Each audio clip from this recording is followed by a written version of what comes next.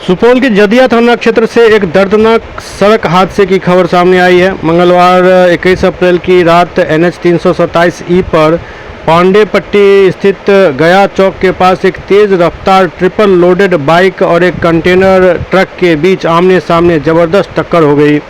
हादसा इतना भीषण था कि बाइक सवार तीनों युवक गंभीर रूप से घायल हो गए।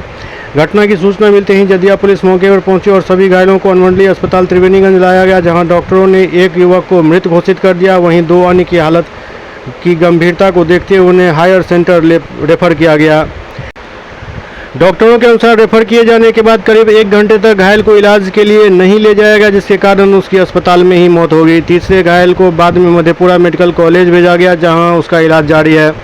मृतकों की पहचान मधेपुरा जिला के श्रीनगर थाना क्षेत्र निवासी मोहम्मद शाहबाज आलम शेख और सिंहेश्वर थाना क्षेत्र निवासी मोहम्मद अरमान के रूप में हुई है। वहीं घायल युवक की पहचान मोहम्मद साहब उर्फ जेबा के रूप में हुई है। बताया जा रहा है कि तीनों युवक रानीगंज के जदिया की ओर तेज रफ्तार में जा रहे थे, तभी सामने से आ रही कंटेनर ट्रक से उनकी जोरदार टक्कर हो गई।